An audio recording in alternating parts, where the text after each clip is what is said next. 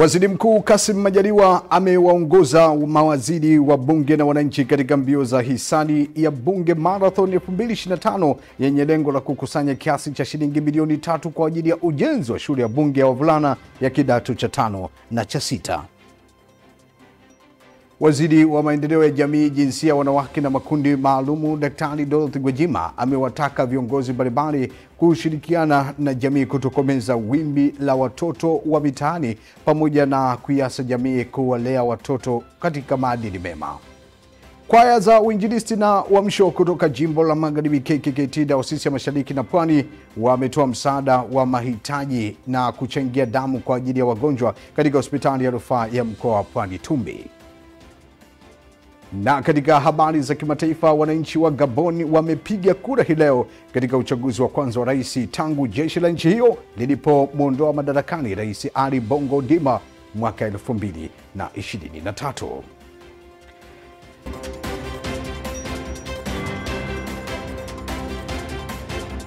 Na mtazamaji, ni Jumamosi nyingine hii leo. Popote pale ulipo, bila shaka wewe ni mzima buheri wa afya njema. Karibu sana katika wakati huu tukiangazia habari hatua kwa hatua kutoka ndani na nje ya mipaka Tanzania. Ninayekukaribisha katika habari hii, jina langu ni Francisco Nongoro, kwa niaba ya timu nzima ambao utaisikia hapa, na kukumbusha tunapatikana kwenye kurasa za mitandao ya kijamii kama Upendo Media. Karibu hapo tutembelee kwa habari mbalimbali, lakini pia tunapatikana kupitia YouTube channel ya Upendo Media. Hivi sasa tuko mubashara huko, karibu utufuatilie. Mimi huko jina langu ni Francisco Nongoro. Basi tuanze kutia kambi jijini Dodoma, ambapo Waziri Mkuu Kassim Majaliwa amewaongoza mawaziri wa bunge na wananchi katika mbio za hisani ya Bunge Marathon 2025 yenye lengo la kuhamasisha na kukusanya kiasi cha shilingi bilioni 3 kwa ajili ya ujenzi wa shule ya bunge ya wavulana ya kidato cha 5 na kidato cha 6.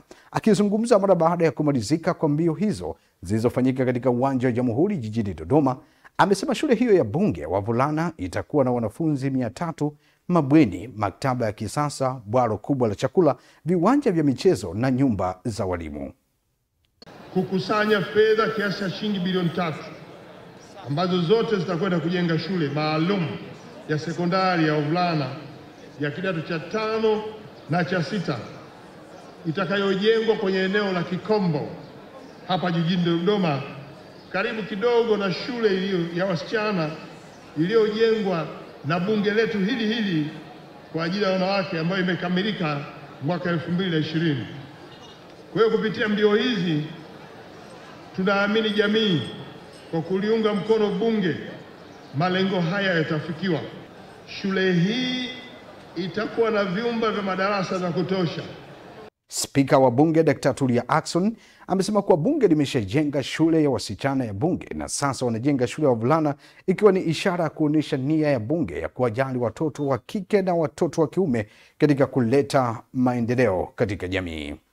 Nataka kujenga pia itajengwa hapa Dodoma ili ipate nafasi ya kufuatiliwa kwa ukaribu kabisa na wabunge, ili shule hii iwe ya mfano pia.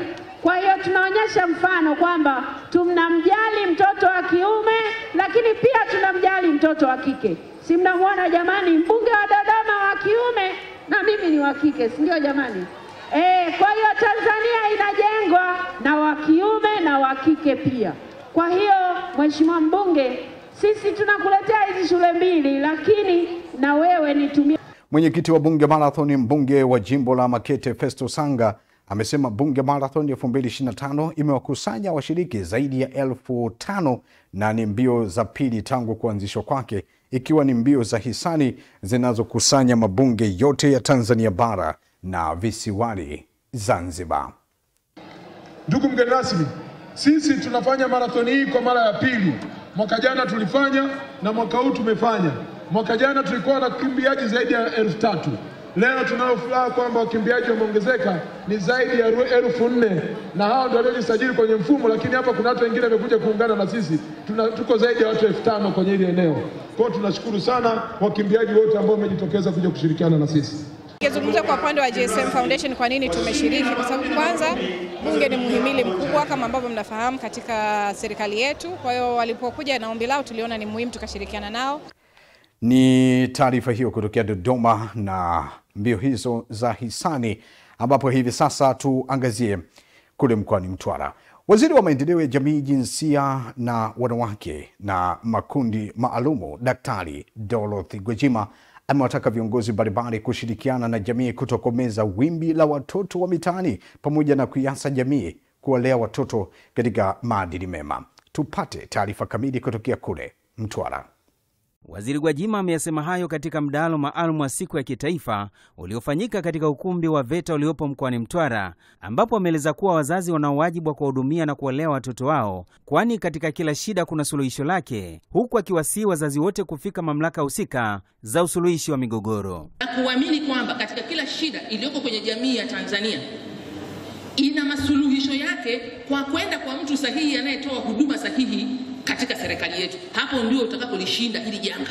Naambiwa kuna watoto wako pale stage. Napongeza, watoto ni wachache, mkuu wa mkoa, lakini umesema mwenyewe kwamba huenda wengine wameondoka wako maeneo mengine. Sasa hawa 90 nani mwenye profile yao? Pale kuna fulani. Elimu inayokwenda kwenye vichwa vya watu na akili za watu huwa inawafungua fikra zao. Wanaanza kubadilika wao wenyewe kwa 50%. Na ikitokea wameshindwa kubadilika, nitakapoenda mimi kumchukua, hata nyinyi mtaniunga mkono.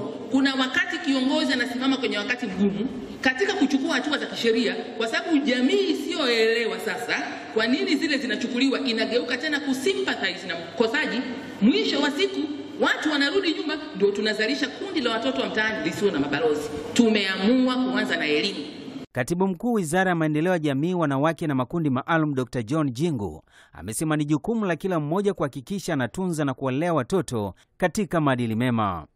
Kumbe leo kazi yetu, Mheshimiwa mgeni rasmi, ni kukumbushana majukumu ya kuhakikisha kwamba tunatimiza wajibu wetu wa kuwalea, kuwatunza watoto wetu ili watoto waweze kulelewa vizuri, waweze kukua vizuri. Na sababu ni moja. Tena nimshukuru Mheshimiwa mwenye kusimamia kwenye ilani, Mheshimiwa mwenyekiti wa mkoa ametukumbusha sababu ya kuwalea na kuwatunza watoto. Ametuambia sababu ya msingi ni kwa sababu nguvu na kesho ya jamii yeyote, ya taifa lolote, pamoja na familia ni watoto. Kwa upande wao, baadhi ya washiriki wa mdahalo huu akiwemo mkuu wa kituo cha polisi kati Mtwara, Bwana Mohamed Mcheo, amesema watoto wanaokamatwa na kuweka mahabusu kwa muda, wazazi wao wana wajibu wa kutii wito wa polisi pindi wapokeapo taarifa za watoto wao kukamatwa kwa makosa mbalimbali. Sisi kama polisi tunapata shida tunapopokea watoto wamefanya makosa mitaani. Sisi tunatoa huduma mbalimbali. Kwanza, watoto wanaweza kukamatwa, wawekwe mahabusu. Je, makosa yote mnaweka mahabusu? Swali ni kwamba wanawekwa mahabusu kulingana na makosa. Sio kila kosa mtoto atapelekwa mahakamani. PGO namba 240 inatuongoza kwamba baadhi ya makosa yanahitaji kupatanisha wakosaji, wazazi pamoja na waliokosewa. Sasa muda mwingine watoto wakikamatwa wanatakiwa pia wasikae kituoni kwa muda mrefu. Wazazi wengi ukiwaita, bwana kuna mtoto wako hapa, njoo usikilize swala lake, akija ni bahati. Mara nyingi wengi hawaji na wao wanasema kwa sababu nikienda mimi ndio nitawekwa mahabusu. Kumbe ni kukosa uelewa.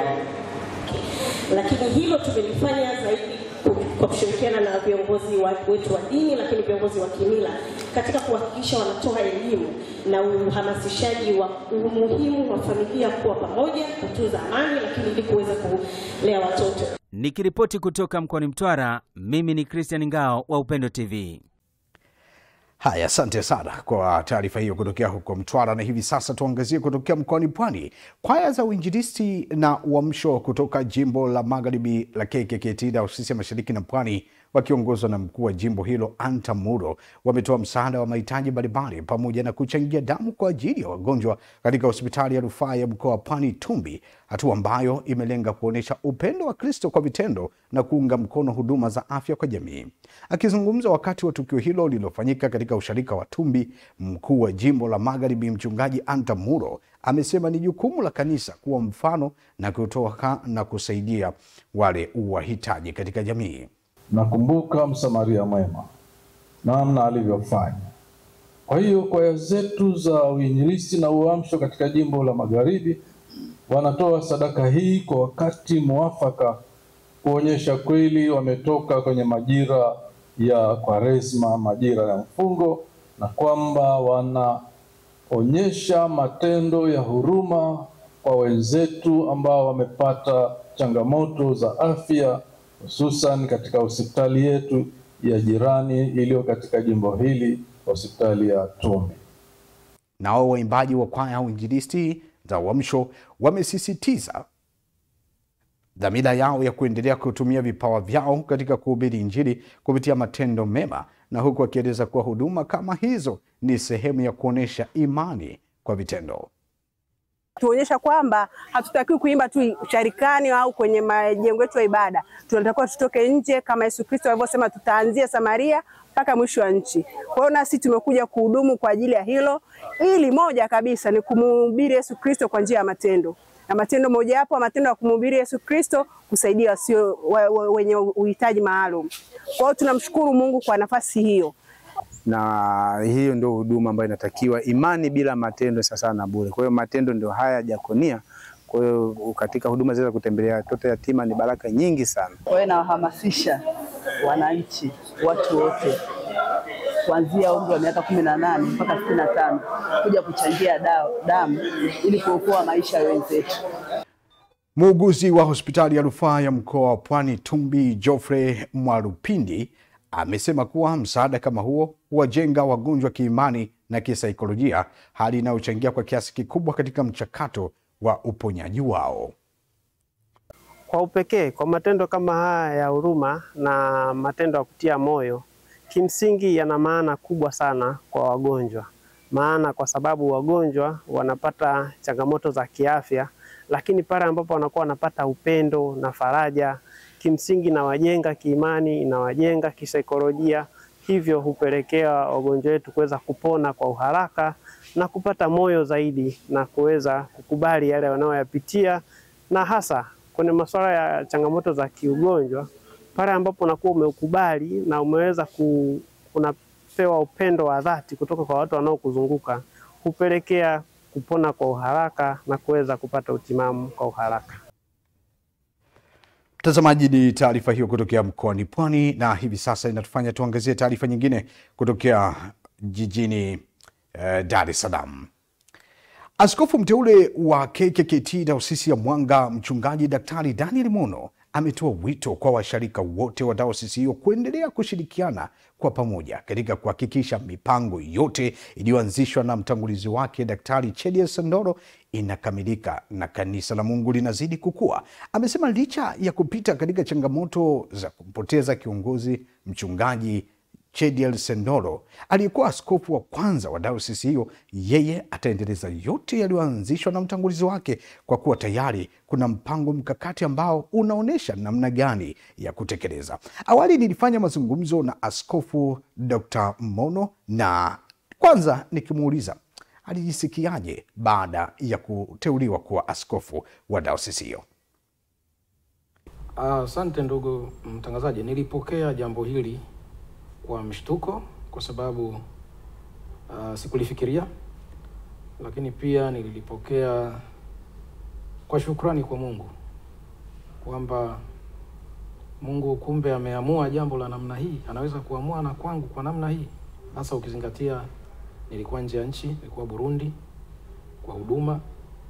Kwa hiyo nilipokea kwa unyenyekevu, kwa hofu, kwa kushtuka, lakini kwa utii, kwa sababu Mungu ndiye amefanya hayo kupitia watu wake.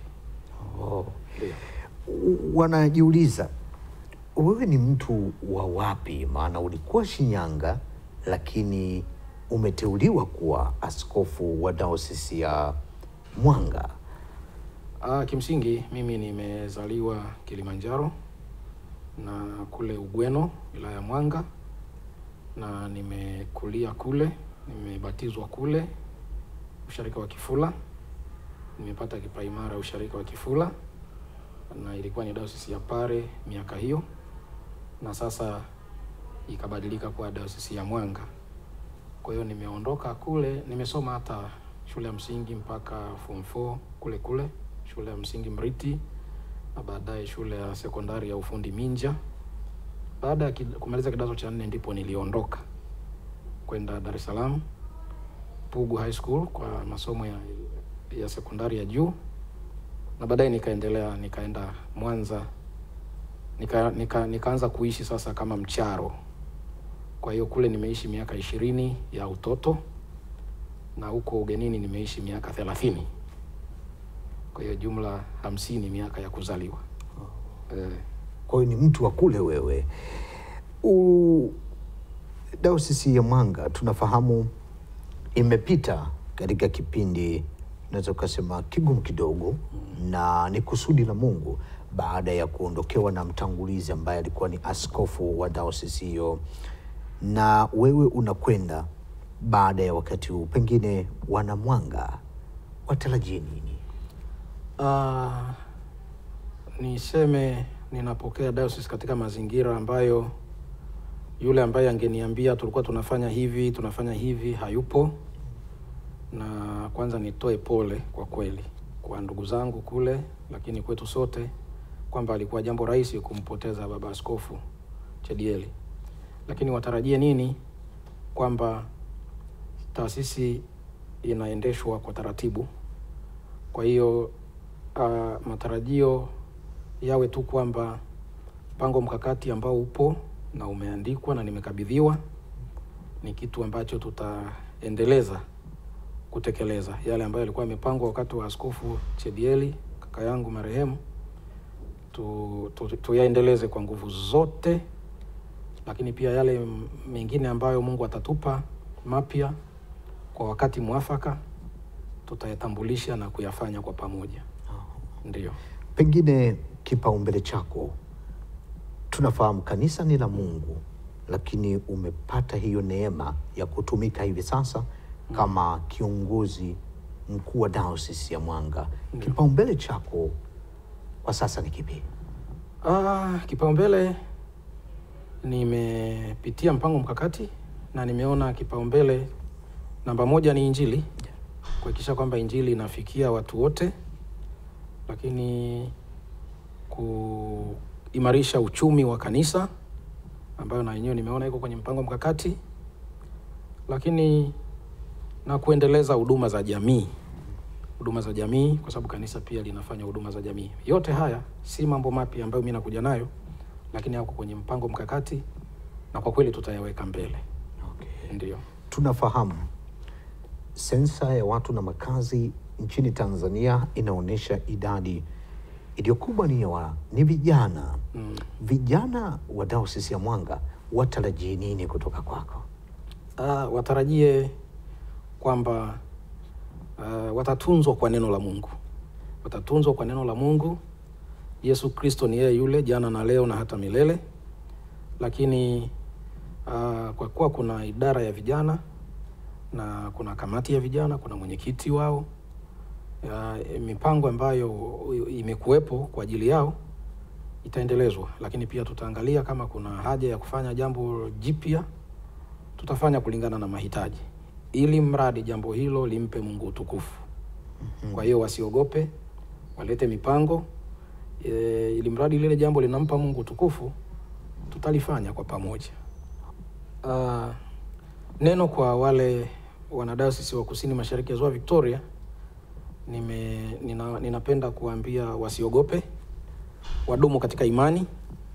Mungu bado yupo pamoja nao, na imempendeza Mungu kwamba mimi nipanue huduma kwa mwelekeo huu, na mimi sikutuma application, ni Mungu mwenyewe amenichomoa, na ninawaombea watapata msaidizi wa askofu wakati ukifika, lakini pia wamtie nguvu baba askofu Dr. Yohana Nzelu, wamsogelee sana ili asione upweke, na Mungu atawafanikisha. Lakini nawashukuru sana kwa malezi, nawashukuru sana kwa kunijenga hata nimeweza kufikia hapa. Kipekee baba askofu Dr. Nzelu namshukuru sana, ameniimarisha, amenijenga.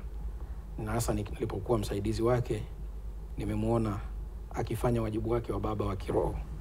Lakini kwa wana Mwanga niwaambie kwamba msaada wetu ni katika jina la Bwana. Jina langu, sifa zangu si kitu, lakini Yesu ataendelea kutenda. Ataendelea kutenda kupitia sisi watumwa tusio na faida, na Mungu atatusaidia. Tutaendelea kupiga hatua huku tukitambua kazi kubwa sana ambayo Baba Askofu hayati Chedi Lisondoro aliifanya. Tunaitambua hiyo, na kwa neema ya Mungu atujalie tuendeleze, ili hata kule mahali aliko mbinguni anapotuchungulia aseme kweli watoto wangu wanaendelea vema. Haya ni mazungumzo yangu hayo ambayo nilifanya awali na mchungaji ambaye ni askofu mteule wa Dayosisi ya Mwanga, Daktari Daniel Mono. Na hivi sasa basi tuangazie habari nyingine. Tuangazie hii. Wanawake wa Kanisa la Kiinjili la Kilutheri Tanzania KKKT Dayosisi ya Mashariki na Pwani, Jimbo la Kaskazini, wamefanya maadhimisho ya sikukuu ya Pasaka kwa kufanya ibada zilizoambatana na uimbaji katika ngazi ya majimbo, huku wanawake wakihimizwa kuendelea kusimama imara katika kanisa pamoja na kuombea uzao wao ili uendelee kufanyika baraka kwa watu.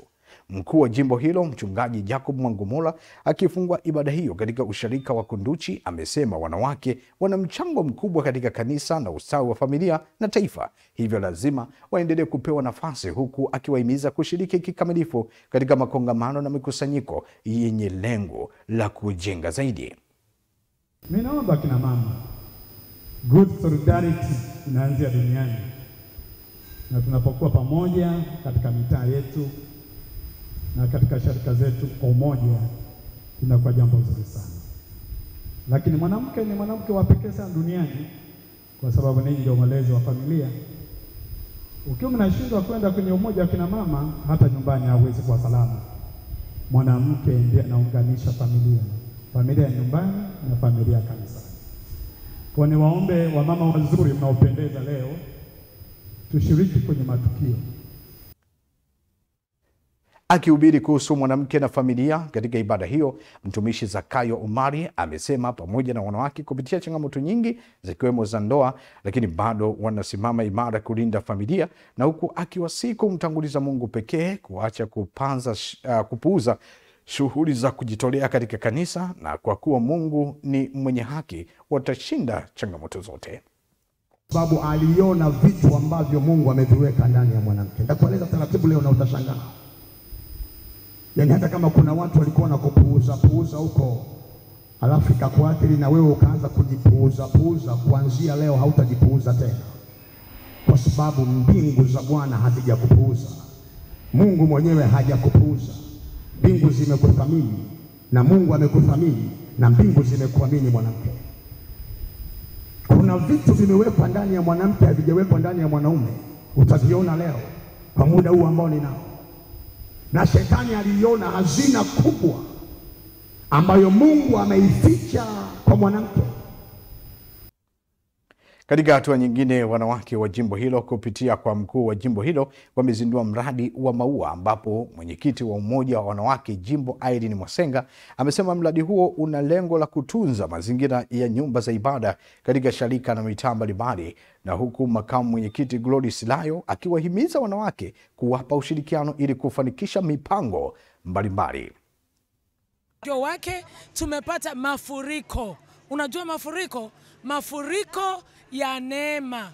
Wanawake wamejitokeza wengi mno, na wameleta maua, na maua yamebarikiwa, na mkuu wa jimbo amefungua kwa wasi wanawake wote kupata nafasi, kwa sababu ibada kama hizi zinakuwa na jambo la pekee sana, kwa sababu tumepata neema ya kuombea uzao wetu, vizazi vyetu, na tumetoa sadaka maalum kwa ajili ya uzao wetu, ambayo hiyo sadaka tuwepo au tusiwepo, Mungu atazikumbuka hizo sadaka kwa ajili ya vizazi vyetu. Nao baadhi ya wanawake walioshiriki katika maadhimisho hayo ya Pasaka wamelishukuru kanisa kuweka utaratibu huo, kwa kuwa inawakumbusha masuala mengi yanayohisi, ikiwa ni pamoja na kujifunza zaidi kwa ajili ya maendeleo yao. Kwamba wamama sisi ni walinzi wa nyumba zetu, kwamba wamama sisi ni walinzi wa ume zetu na watoto wetu. hakika tumepokea hilo neno na tumelichukua na tunaenda kulifanyia kazi ili kamzalie Bwana matunda. Hii ni siku muhimu kwa sababu sisi kama wanawake tunakumbushwa yale ambayo ni muhimu kwetu na namna gani Yesu alijitoa uhai wake akafa, lakini hakuishia kufa tu, alifufuka ili sisi tuwe na uzima tena na uzima tele. Atusaidie wamama wote tunapoitwa katika majukumu haya ya kina mama, tuje kwa wingi.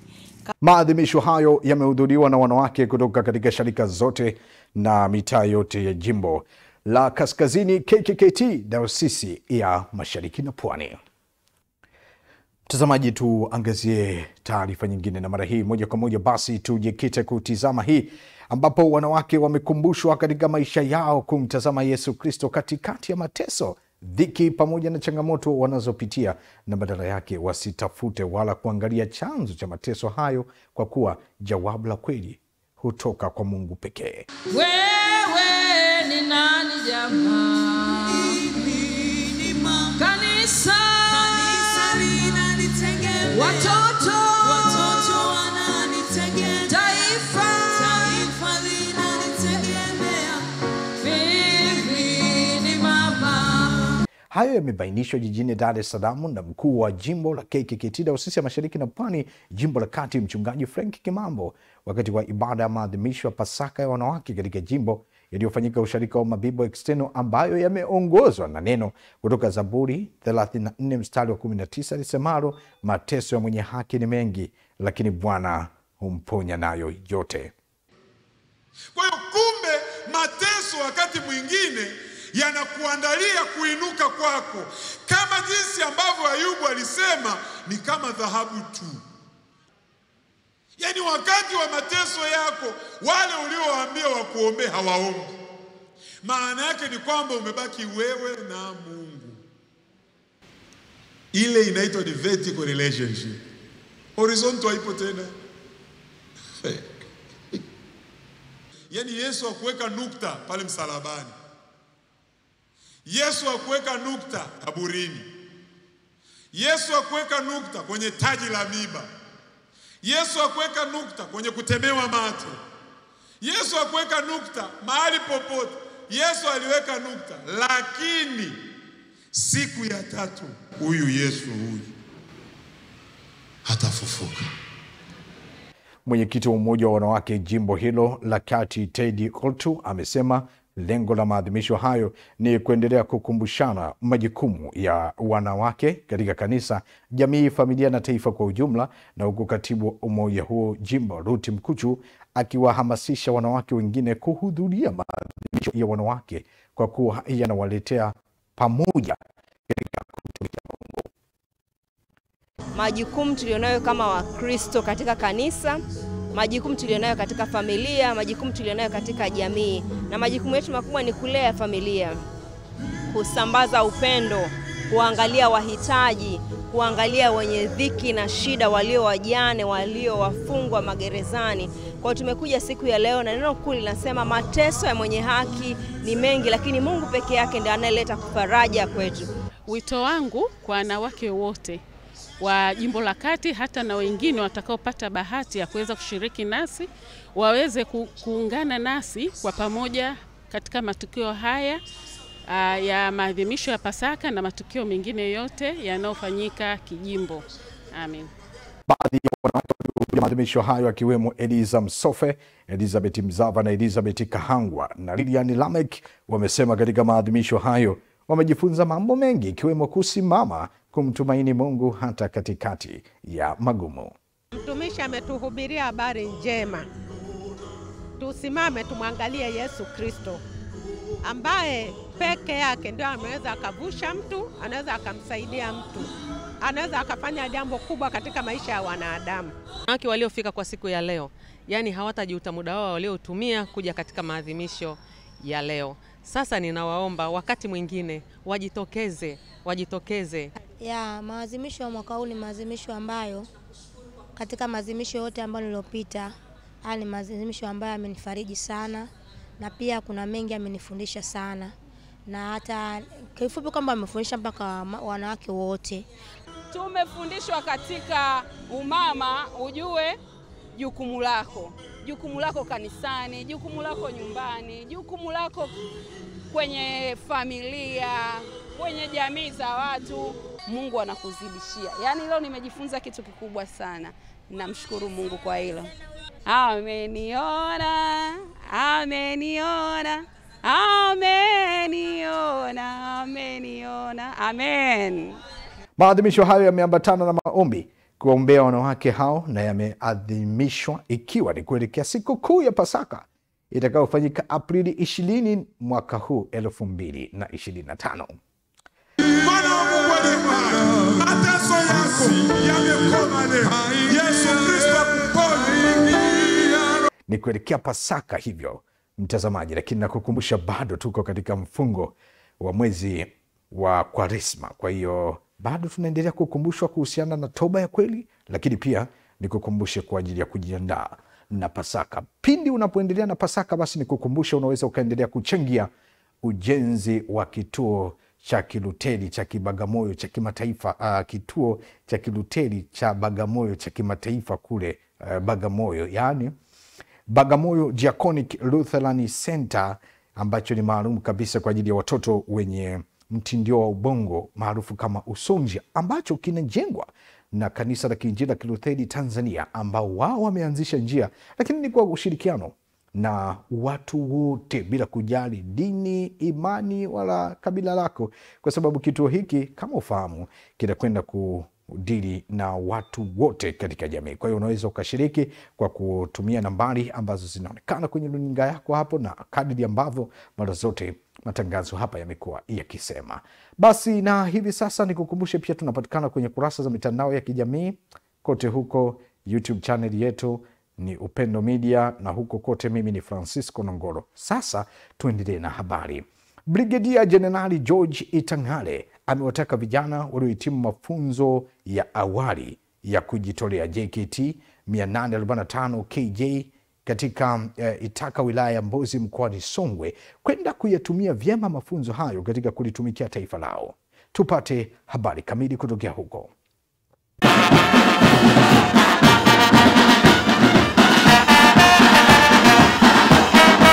Rai hiyo imetolewa na Brigedia Jenerali George Itang'ale wakati akifunga mafunzo ya awali ya kujitolea vijana 592 waliohitimu mafunzo hayo, ambapo wamewataka vijana hao kuyatumia vizuri mafunzo waliopata na kutokukubali kutumika vibaya na vikundi mbalimbali ambavyo havina nia njema na taifa. Mafunzo haya mlioyapata kwa muda wa wiki 16 yalilenga kuwajenga nyie vijana kuwa tayari kujifunza mafunzo mengine ya stadi za kazi na maisha, ambapo katika kipindi chote mkiwa hapa na hata mkitoka mnatakiwa kuwa na nidhamu. Simesema wenyewe bana?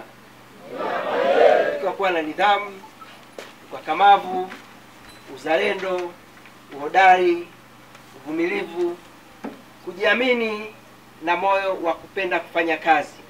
Hivyo kuwa tayari kwenda kulitumikia taifa na kulijenga taifa letu.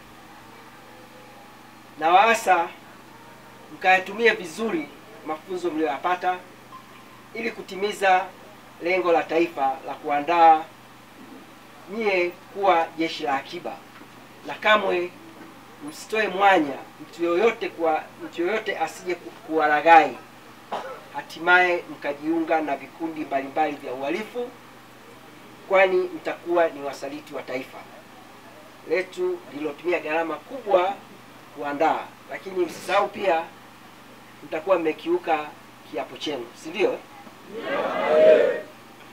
Aidha, mkuu wa kikosi cha jeshi 845 KJ Kanali Gervas Chitola kilichopo Itaka wilayani Mbozi mkoani Songwe amewaasa vijana hao kuwa wazalendo kwa taifa lao pamoja na kuishi katika mafunzo waliofundishwa ili kulitumikia taifa pamoja na kutunza afya zao. Lakini pia afande, nitumia nafasi hiyo pia kuwaasa hawa vijana.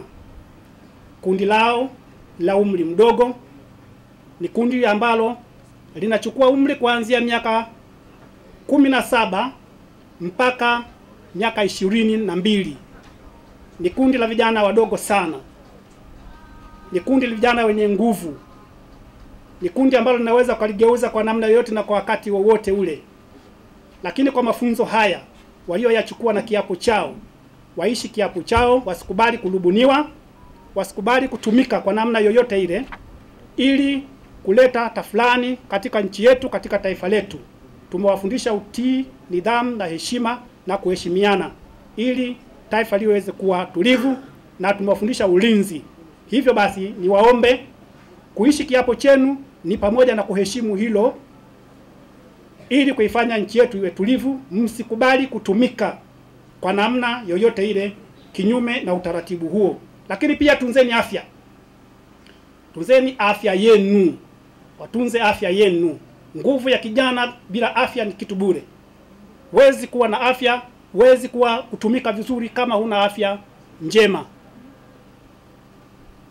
Na kila siku wanawaambia afya yako ni mtaji wako.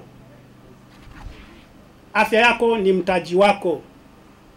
Aidha, mwakilishi wa mkuu wa Jeshi la Kujenga Taifa JKT Kanali Amos Molo ameeleza lengo la kuanzishwa kwa Jeshi la Kujenga Taifa nchini, huku akiwataka wahitimu wa mafunzo hayo kuyaishi yote waliojifunza ili kutatua changamoto mbalimbali katika jamii. Na kikosi wametekeleza kikamilifu majukumu makuu matatu ambayo ni malezi ya vijana, uzalishaji mali na ulinzi wa taifa.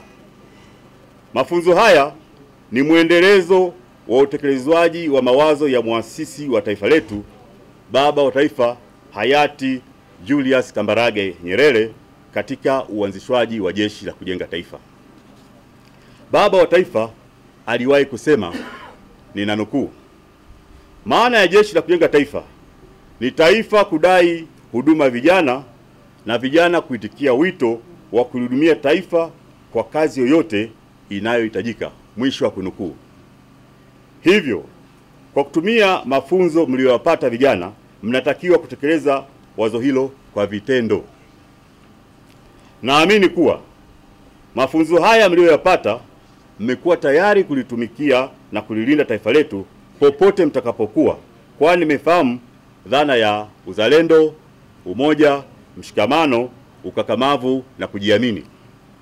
Hivyo basi, mnapaswa mkatumie elimu hiyo katika kutatua changamoto mbalimbali pasipo kuvunja sheria na taratibu za nchi yetu. Godfrey Tembo ambaye ni miongoni mwa vijana waliohitimu ameeleza namna mafunzo hayo yalivyosaidia katika mambo mbalimbali ikiwemo mafunzo ya stadi za kazi. Nipende kushukuru serikali pamoja na uongozi wa jeshi mpaka leo tunapofikia mafunzo ya awamu ya kwanza. Pia nipende kuwashauri vijana wengine pindi wanaposikia fursa za kuja JKT wajisajili mapema na kuweza kupata nafasi hizo, kwa sababu ni mambo mengi tunajifunza katika kikosi hiki. Mbali na vitu vingine ambavyo vinafundishwa katika jamii, ila kuna vitu ambavyo ni vya ziada vinavyotokana na jeshi. Mfano stadi za kazi. Tukiangalia vijana wengi wanaokuja JKT unakuta hawajui stadi za maisha au stadi za kazi, lakini wanapofika JKT na wanapoanza mafunzo mpaka wanapomaliza wanakuwa wamejifunza vitu mbalimbali, mfano stadi za kazi, tunapoongelea ujenzi, kuna vilimo na ufugaji. Hivyo basi jeshi linatoa nafasi hata pale ambapo mtu atakapohitimu mkataba wake anaweza akajiendeleza kimaisha pindi anapofika huko nyumbani au katika mazingira ya jamii inayomzunguka. Kutoka hapa 845 kikosi cha jeshi kilichopo wilayani Mbozi mkoani Songwe, Emmanuel Lulandala, Upendo TV. Haya ni vijana hao kutokea huko, na hivi sasa tuangazie nyingine kutokea jijini Dar es Salaam. Rais Dr. Samia Suluhu Hassan kesho Aprili 13 anatarajiwa kuwa mgeni rasmi kwenye tamasha la uimbaji lililoandaliwa na kikundi cha uimbaji cha Zablon Singers kwa lengo la kuchangisha fedha zitakazosaidia kuendesha kituo cha kukuza vipaji vya vijana kisanaa hususan katika muziki kilichopo Kahama mkoani Shinyanga. Akizungumza na waandishi wa habari kuhusu tukio hilo jijini Dar es Salaam, katibu wa kundi hilo la uimbaji Emmanuel Zablon amesema tamasha hilo pia litahudhuriwa na imbaji mbalimbali na mgeni wa heshima atakuwa rais mstaafu wa awamu ya 4 Daktari Jakaya Kikwete. Kwa upande wake mwimbaji Victoria Zablon anayehusika na masuala ya kiroho katika kundi hilo amewaomba Watanzania kujitokeza kwa wingi katika tamasha hilo ili pamoja na mambo mengine waweze kubarikiwa kupitia uimbaji, na amesema pia watatumia siku hiyo kuombea uchaguzi mkuu. Haya, mtazamaji, taarifa hiyo inatufanya basi tuangazie taarifa nyingine jijini Dodoma. Waziri wa Nchi Ofisi ya Makamu wa Rais Muungano na Mazingira, Mheshimiwa Mhandisi Hamadi Yusuf Masauni amesema tangu kuasisiwa na kutangazwa rasmi kwa muungano wa Tanganyika na Zanzibar tarehe 26 Aprili 1964 kumekuwa na mafanikio makubwa na ya kujivunia kwa Watanzania. Amesema hayo wakati wa semina kuhusu muungano wa Tanganyika na Zanzibar kwa wajumbe wa kamati ya kudumu ya Bunge ya Utawala, Katiba na Sheria iliyofanyika Dodoma, ambapo ameeleza kuwa mafanikio hayo yameambatana na faida pamoja na fursa nyingi. Kuhusu elimu, amesema wakati wa ukoloni elimu ilitolewa kwa misingi ya kibaguzi, hasa kulingana na rangi, imani, lakini pia ushirika na wakaribu wa wakoloni na malengo tofauti ya wageni au wakoloni hao. Naye mwenyekiti wa baraza la Chuo Kikuu cha Sayansi na Afya Muhimbili MUHAS, Daktari Harrison Mwakembe ameeleza chimbuko, historia na misingi ya muungano, huku mkurugenzi wa muungano ofisi ya makamu wa rais Daktari Juma Salum akizungumzia kuhusu utaratibu wa utatuzi wa changamoto za muungano. Amesema zimekuwa zikileta fursa za maendeleo. Mtazamaji, tuangazie taarifa nyingine jijini Dar es Salaam. Wanafunzi wa vyuo vikuu Tanzania wametakiwa kuchangamkia fursa zilizotolewa na balozi mbalimbali, hususan za ufadhili wa masomo ambazo zitawaongezea uwezo zaidi, hasa nyakati hizi za dunia ya kidijitali. Hayo yamesemwa hii leo na balozi ya Indonesia nchini Tanzania Tri Yong Jamtiko wakati wa kongamano la wanafunzi wa vyuo vikuu na ofisi ya balozi mbalimbali lililofanyika Chuo Kikuu cha Dar es Salaam, lenye lengo la kujua namna ya kufungua wigo wa ufadhili wa masomo kwa ngazi ya shahada, udhamini na uzamivu kwa wanafunzi wa vyuo vikuu. Aidha, balozi wa Indonesia amesema tayari mahusiano mazuri yametengenezwa ya kidiplomasia, hivyo ni wakati wa wanafunzi wa Kitanzania kukimbilia fursa hizo za ufadhili wa masomo. Naye mkurugenzi mtendaji wa kampuni ya Bright Famous Robert Matoke amesema wameandaa kongamano hilo mahususi ili wanafunzi waweze kuhoji na kutambua fursa zinazopatikana za kimasomo na uchumi kupitia balozi zilizopo hapa nchini, ili akifanya maombi anajua kuwa usahihi anachokihitaji. Baadhi ya wanafunzi wametoa wito kwa wanafunzi wenzao nchini kuchangamkia fursa mbalimbali zinazotolewa kwenye balozi ili kuongeza ujuzi zaidi kwenye matendo na maendeleo endelevu. Kongamano hilo lililoandaliwa na Bright Future hufanyika kila mwaka na baadhi ya balozi zilizohudhuria leo ni Indonesia, Marekani na Saudi Arabia. Mtazamaji, tuangazie sasa